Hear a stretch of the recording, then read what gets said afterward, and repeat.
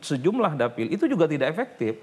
Karena itu justru akan menghilangkan uang, seberapa banyak uangnya, karena itu dianggap sia-sia. Orang yang memang tidak bisa digerakkan oleh uang, dia tidak dipaksa oleh apapun judulnya termasuk uang. Oleh karena itu politik uang seringkali diberikan kepada inner circle, networking, jejaring, tim sukses dan relawannya, dengan harapan bahwa yang selama ini sudah menentukan pilihan politik caleg, dia mau datang ke TPS. Mbak Sylvia, orang yang selama ini dekat dengan kita, itu nggak ada jaminan kok datang ke TPS dan dia akan memilih kita. Itu yang kemudian membuat kenapa dalam teorinya bukan hanya di Indonesia, politik uang itu diuji. Apakah dia diberikan kepada orang terdekat kita atau diberikan kepada kelompok yang belum menentukan pilihan.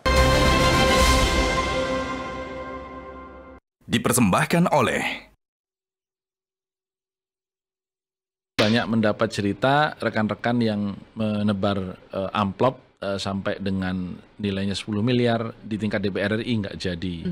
200.000 amplop cuma keluar 10% atau 20.000 nama begitu. Kemudian ada yang sampai dengan 15 miliar juga nggak jadi. Jangan ngomong kalau yang di bawah 10 miliar, itu mah udah lewat kapan-kapan. Kemarin kita dengar cerita dari politikus senior Golkar itu 30M. Untungnya jadi. Nah, apalagi ada yang sampai 50, konon malah 80M di Dapil Sulawesi Selatan. Kembali lagi di kontroversi pemirsa, Pak Aras bener ya, itu di bawah 10M tuh nggak akan jadi deh satu kursi DPR RI. Iya. Itu pernyataan rekan Anda di P3. Iya, di dalam pertarungan satu dapil, sampai hari ini memang idealnya itu lebih 10 miliar uang beredar dalam satu partai untuk bisa mendapatkan satu kursi. Dalam satu partai untuk berapa orang nih? Kalau dapil saya 9 orang. Ya, jadi terbagi mungkin ada yang 5 miliar, ada yang 7 miliar, ada yang 1 miliar. Totalitasnya tentu semuanya bekerja maksimal. Kalau hanya mengedarkan uang aja, saya yakin apa yang disampaikan Romi tadi itu sangat benar bahwa keberhasilannya bahkan di bawah 10%. Harus punya tim yang kuat di lapangan, yang mampu meyakinkan pemilih bahwa memilih si A betul-betul besar manfaatnya dan dia komitmen untuk memberikan perhatian kepada masyarakat. Karena kapan tim kita tidak betul-betul turun ke lapangan, hanya ingin membagi saja, ya uang habis tanpa bekas. Uang habis, suara melayang ya. Oke, Mbak Lulu, benar di bawah 10M nothing, satu kursi tidak akan bisa. Enggak juga sih sebenarnya ya, karena pengalaman di 2019 misalnya tadi saya barusan cerita ya, itu bahkan satu amplop pun memang enggak gitu. Itu di 2019? 2019 dan mungkin artinya di beberapa dapil yang lain juga masih bisa berlaku gitu. Tetapi memang situasi kemarin ini luar biasa karena mohon maaf ya itu kan berbareng dengan ada fenomena bansos yang juga memang sangat besar. Jadi katakanlah kalau misalkan orang mengeluarkan nominal yang kecil itu kalah dengan bansos yang dikeluarkan oleh atas nama pemerintah misalnya seperti itu dan itu juga akhirnya turut mempengaruhi value ya atau nilai apa yang dulu dianggap itu sudah gede nih misalnya 20.000 ini contoh 2019 itu DPR RI itu biasa memberikan calon pemilihnya itu 20.000 atau 25.000 walaupun saya tidak satu pun ya tetapi kan saya tahu lah kayak gitu. Tetapi itu udah nggak mungkin terjadi di pemilu 2024. Terjadi inflasi? Ya. Oke, Mas Adi, apa yang terjadi? Kenapa inflasi money politik di 2024 ini meningkat pesat dibandingkan 2019? Dari testimoni para caleg yang tidak masuk kembali ke Senayan, kita mendapatkan hal itu. Tidak bisa dengan angka 10M. Harus 15M ke atas untuk DPR RI. Jadi secara prinsip kalau kita meyakini bahwa politik uang itu adalah instrumen yang bisa memenangkan seorang dalam pileg, itu perlu diuji sebenarnya. Kalau itu diasumsikan naik di 2024 dibandingkan 2019, ini kalau kita menggunakan teori pendekatan ekonomi, barang itu kan setiap tahun dia akan bertingkat.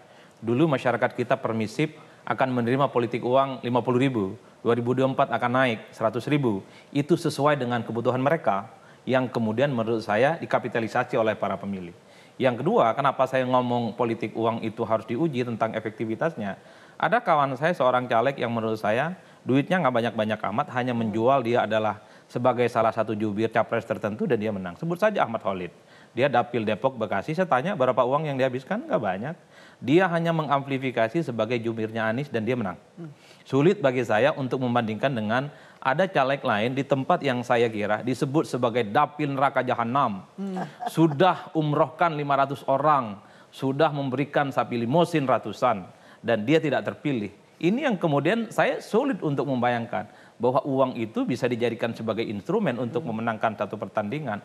Ada menteri yang saat ini sedang petahana, mencalonkan diri dari segi logistik kuat, jejaring kuat, penetrasi politiknya juga kuat, tidak terpilih. Begitu juga petahana-petahana yang lain yang saya kira jumlahnya puluhan di semua partai tidak sukses. Apakah mereka kalah logistik? Apakah mereka itu kalah networking? Apakah mereka kalah resource? Enggak juga. Yang ingin saya jelaskan adalah ada dua teori kalau bicara tentang politik uang, soal efektivitas dalam kerja politiknya. Satu, kalau kita sebagai petarung politik caleg, sebut saja begitu, apakah uang yang kita miliki itu kan teorinya satu, apakah akan diberikan kepada orang yang selama ini sudah istiqomah tegak politik akan memilih kita, atau akan diberikan kepada mereka yang swing dan belum menentukan pilihan politiknya. Kan itu belum diuji. Secara umum orang menganggap politik uang itu hanya akan diberikan kepada mereka yang belum memutuskan politik. Dengan harapan dia akan memilih caleg. Ternyata di sejumlah dapil itu juga tidak efektif. Karena itu justru akan menghilangkan uang, seberapa banyak uangnya, karena itu dianggap sia-sia.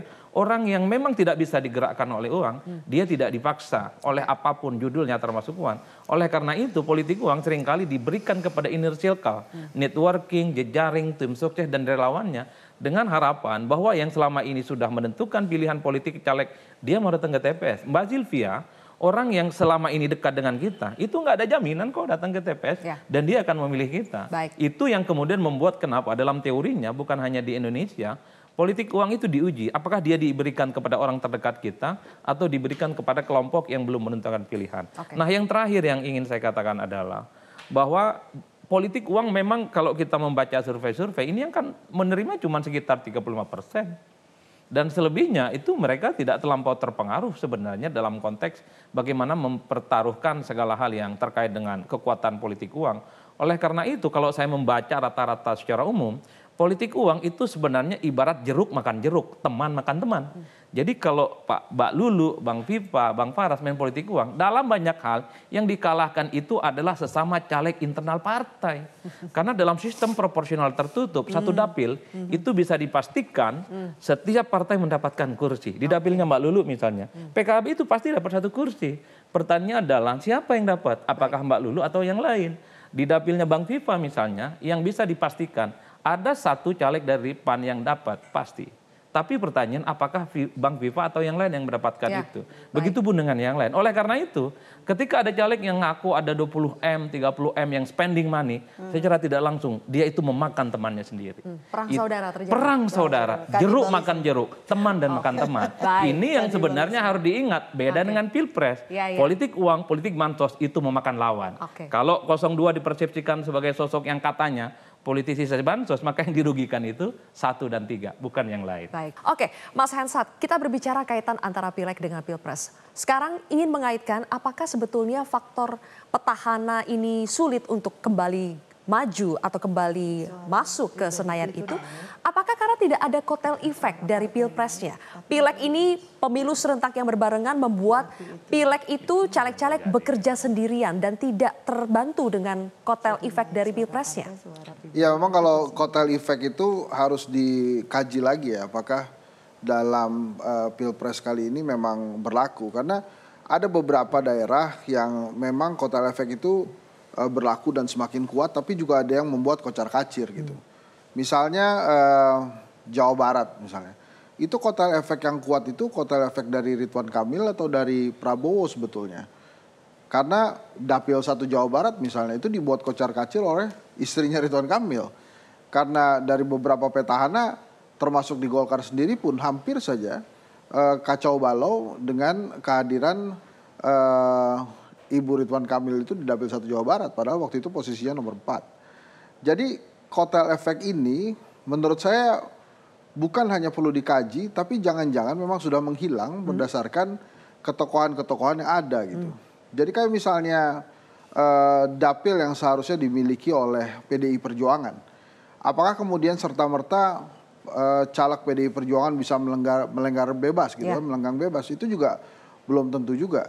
Tapi ada beberapa daerah yang memang sebetulnya daerahnya PDI Perjuangan, tapi presidennya ternyata kalah di sana, walaupun pileknya menang. Jadi teori kotel efek ini memang benar-benar harus diuji dari sisi banyak hal. Dan dalam beberapa teori politik itu ada pragmatisme yang masuk di sana. Jadi bukan saja tentang popularitas, tapi juga ada pragmatisme dari pemilih di sana. Misalnya Dapil 2 ya, Jakarta misalnya, pada saat justru banyak artis yang lolos dibandingkan petahana.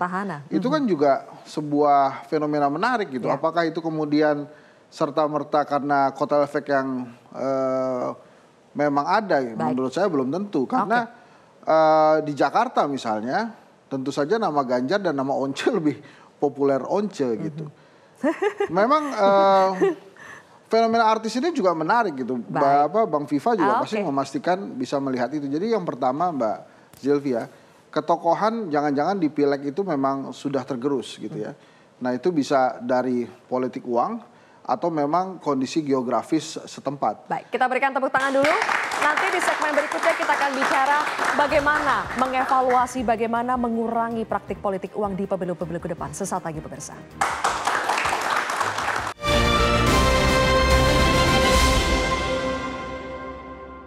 Dipersembahkan oleh Jelajahi cara baru mendapatkan informasi. Download Metro TV Extend sekarang.